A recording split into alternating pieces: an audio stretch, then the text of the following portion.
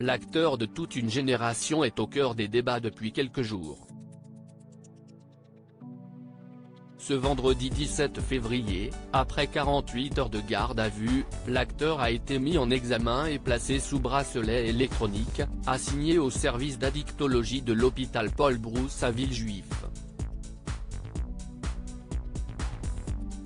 L'enquête pour homicide et blessures involontaires se poursuit et de nouveaux éléments se font connaître. Alors que l'acteur a été déclaré positif à la cocaïne et aux médicaments de substitution, Gérald Darmanin a annoncé durcir le ton concernant le dispositif de contrôle routier contre la drogue. De plus, le parquet de Paris vient d'ouvrir une enquête pour détention d'images pédopornographiques.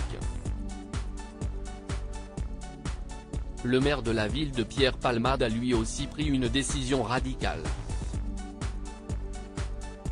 Closer rapporte que le maire de Célie-en-Bière, petit village de Seine-et-Marne, où se trouve la résidence secondaire de l'acteur, a donné ordre à ses employés municipaux de ne faire aucun commentaire sur cette affaire. L'élu souhaite éviter tout débordement concernant l'affaire malgré les différentes prises de parole de l'entourage de l'acteur qui se multiplient au fil des jours. Pourtant, le maire ne peut interdire la même chose à ses habitants et ces derniers ne manquent pas de faire part de leur avis personnel sur l'acteur et la situation actuelle. Supérieur à Pierre Palmade, Muriel Robin, Michel Larocque, Véronique Sanson. Les femmes de sa vie. Je suis sûr qu'il se foutra en l'air avant d'aller en prison. L'une des voisines de Pierre Palmade a d'ailleurs dressé un portrait flatteur de l'acteur expliquant qu'il aime faire la fête, mais il n'a jamais fait de bruit. C'est un homme très simple et toujours poli.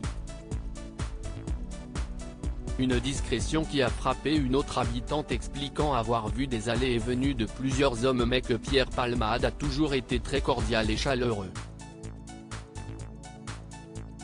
Pourtant, l'habitante de Célie-en-Bière n'est pas très optimiste quant à l'avenir de Pierre Palmade. Je suis sûr qu'il se foutra en l'air avant d'aller en prison.